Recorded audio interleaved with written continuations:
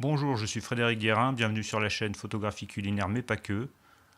La chaîne où on parle photographie culinaire mais pas seulement. On parle photo, on parle gastronomie, on parle cuisine, on parle matériel.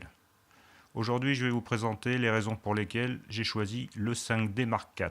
Alors mettez les petits plats dans les grands et sortez vos appareils.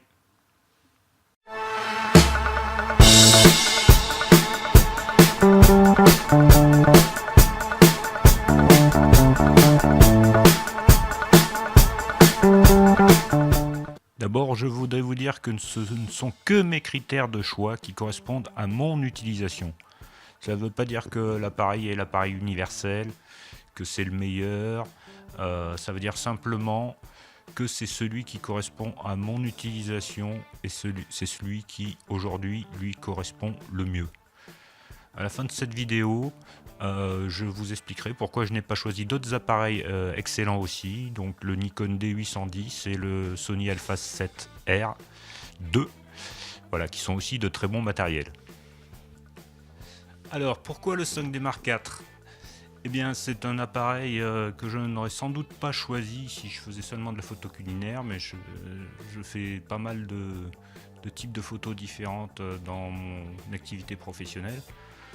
Donc je fais de la photo d'architecture, je fais de la photo d'intérieur. Voilà, donc il y a beaucoup d'applications et j'ai besoin d'un appareil très polyvalent.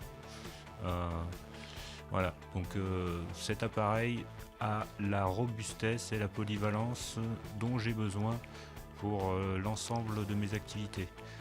C'est vraiment un appareil auquel on peut faire confiance. Deuxième critère très important, c'est un appareil qui permet d'enregistrer simultanément sur deux cartes, une carte SD et une carte compact flash. Donc s'il y a une carte qui crame, on a toujours les images qui ne sont pas perdues et qui sont sur l'autre carte. Et le troisième point important, c'est que le 5D Mark IV est équipé d'un capteur 30 millions de pixels. C'est important pour moi, notamment pour la photo de reportage. Parfois on n'a pas le cadrage exactement qu'on souhaiterait, donc ça permet de recadrer après coup les images. C'est aussi important pour la photo de produit, où on a besoin d'un très bon piqué. Voilà. Et la dernière raison majeure qui m'a amené à choisir cet appareil, c'est sa connexion Wi-Fi. Que ce soit pour les photos culinaires, ou pour les photos d'intérieur, ou pour les portraits, je réalise très souvent mes photos avec une connexion Wi-Fi, ce qui permet de vérifier et de regarder sur grand écran les images qui ont été réalisées, vérifier la mise au point, etc. L'application Camera Connect de Canon permet de contrôler, que ce soit sur les tablettes Android ou sur les iPads ou les iPhones, de contrôler l'appareil directement, modifier tous les paramètres. On peut tout faire depuis la tablette. On peut même pas visionner, mais contrôler sa vidéo à partir de la tablette. Ça, c'est vraiment une fonctionnalité qui est excellente. Alors, quel concurrent j'aurais pu choisir au lieu du 5D Mark IV ? Dans la même gamme, chez Nikon, vous avez le D810, qui est vraiment un appareil très performant avec une très bonne qualité d'image, une grande dynamique, qui a 36 millions de pixels, qui est très robuste, qui a aussi deux cartes pour enregistrer les images. Mais par contre, j'aurais perdu la connexion Wi-Fi. Pas de Wi-Fi sur le D810. Et ça aurait été un handicap pour mon utilisation.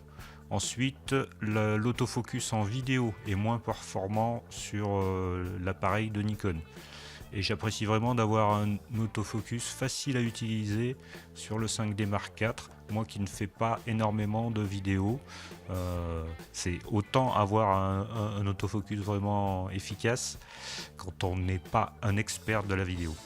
J'aurais pu choisir aussi le Sony Alpha 7R 2, qui est vraiment reconnu par tous comme étant le maître de la qualité d'image avec un très bon capteur. Mais cet appareil a l'inconvénient d'avoir une autonomie bien en deçà de ce que peut me donner le 5D Mark IV. Et l'autonomie est un critère aussi important pour pouvoir shooter sans se soucier de sa batterie et sans être interrompu au milieu d'un shooting. Deuxième point qui est moins important mais qui a son importance aussi, est l'écran qui n'est pas tactile sur l'appareil Sony. Et la dernière chose qui m'a retenu, c'est qu'on n'a qu'une seule carte SD, et donc on peut avoir des pannes de carte SD. C'est rare, mais ça arrive. Voilà, merci d'avoir passé ce moment avec moi sur photographie culinaire, mais pas que. Laissez-moi vos commentaires, et je serai ravi de pouvoir y répondre. Au revoir, à bientôt. Alors j'entends déjà les commentaires. Il y en a qui vont dire que je suis payé par Canon. J'ai donné que des points positifs, Et pourtant il n'y a pas que des points positifs au 5D Mark IV. Mais c'était une vidéo sur pourquoi j'ai acheté le 5D Mark IV, pas pourquoi. Pourquoi c'est peut-être pas des points négatifs et des points positifs. Voilà, bon. S'ils veulent vraiment des explications, je leur donnerai en commentaire, et puis voilà. Ou alors je ferai une deuxième vidéo sur les points négatifs du 5D Mark IV. Mais il paraît que c'est en train de changer, je sais pas. On verra ça.